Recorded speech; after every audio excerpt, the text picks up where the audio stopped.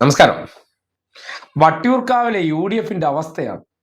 Team UDF 100 സീറ്റിന് മുകളിൽ. ഏറ്റവും ഒടുവിൽ വട്ടിയൂർക്കാവിൽ തെരഞ്ഞെടുപ്പ് കൺവെൻഷൻ വെച്ചാൽ അവിടെ ആളെ കൂട്ടാനായിട്ട് കോൺഗ്രസ് ചെയ്ത പ്രവർത്തനം എന്താണെന്ന് നിങ്ങൾ അറിഞ്ഞോ? ഇല്ലെങ്കിൽ അറിയണം. ഇതേ കേട്ടെ.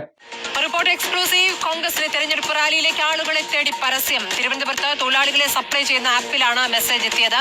വൈകിട്ട് വട്ടിയൂർക്കാവിൽ നടക്കുന്ന പരിപാടിയിൽ പങ്കെടുക്കാൻ 20 പേരെ ആവശ്യപ്പെട്ടുകൊണ്ടാണ് പരസ്യം പ്രത്യക്ഷപ്പെട്ടത്. 511 രൂപയും ഭക്ഷണവും വാഗ്ദാനം ചെയ്തുള്ള പരസ്യമായിരുന്നു.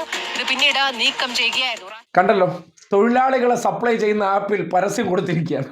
കുറച്ചാളെ വിട്ടു തരണം, 520 രൂപയും ബാറ്റയും. അതായത് ഈ പരിപാടിയിൽ വന്നിരിക്കണം, 520 രൂപ വാങ്ങിക്കണം, ചാപ്പാടും പാഴ്സലായിട്ട് തരും, കൊണ്ടുപോയിക്കൊള്ളണം. ഇതാണ് യഥാർത്ഥ കോൺഗ്രസ്. ദ റിയൽ കോൺഗ്രസ് എന്താണെന്ന് ആ ഒരൊറ്റ ആപ്പിലുള്ള പരസ്യത്തോടു കൂടി ബോധ്യപ്പെടുകയാണ്. അതായത് സംഘടനാ സംവിധാനം ഒന്നുമില്ല. കോൺഗ്രസ് എന്ന രാഷ്ട്രീയ പാർട്ടി കേരളത്തിൽ പോലും ലോപിച്ച് BJP ആകുന്ന അവസ്ഥ.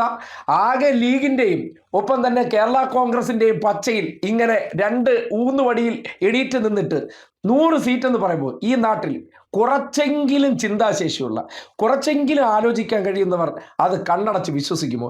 ഈ സതീശ തള്ളലുകൾ അതൊരു സൈക്കോളജിക്കലാണ്. അതായത് തിരഞ്ഞെടുപ്പ് വരെയെങ്കിലും നമ്മൾ തോറ്റുപോകുമെന്നൊരു തോന്നൽ വന്നാൽ പ്രവർത്തകരെല്ലാം എന്തായി പോവും? നിരാശരായി പോവും.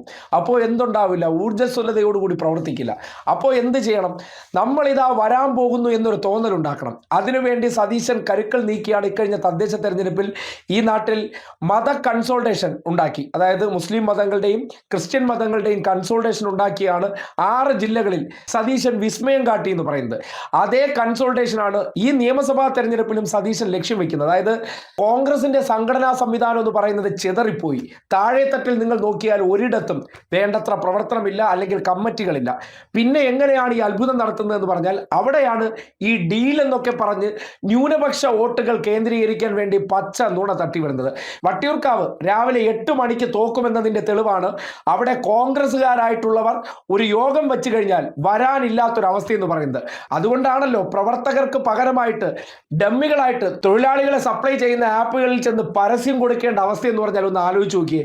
കോൺഗ്രസിന്റെ പ്രവർത്തകരില്ലാത്തത് കൊണ്ട് പ്രവർത്തകർക്ക് പകരക്കാരായിട്ട് പൈസയും ഫുഡും കൊടുത്ത് ആളെ ഇറക്കേണ്ട ഗതികേട് വന്നിട്ടുണ്ടെങ്കിൽ 100 സീറ്റ് എന്ന് പറയുന്നതിൽ എന്തെങ്കിലും അടിസ്ഥാനമുണ്ടോ എന്ന് ഒന്ന് കോൺഗ്രസ്സുകാരായിട്ടുള്ളവർ ചിന്തിക്കുക.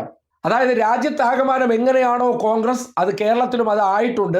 അല്ല, ഞങ്ങൾ ഇവിടെ സർവശക്തമാണ്, സർവസജ്ജമാണ്, ടീം UDF എന്ന് വാക്കുകൊണ്ട് പറയുന്നതിനപ്പുറം ടീം UDFിലേക്ക് തിരുവനന്തപുരത്ത് വട്ടിയൂർക്കാവിൽ 10 ആളെ കൂട്ടാൻ ഈ ഗതികേട് വന്നിട്ടുണ്ടെങ്കിൽ എന്താണ് പ്രതലത്തിലും ക്യാമറകൾക്ക് മുന്നിലുമുള്ള കോൺഗ്രസ് എന്നതിനപ്പുറമുള്ള റിയാലിറ്റിയാണ് നിങ്ങൾ ആ വാർത്തയായി കേട്ടത്.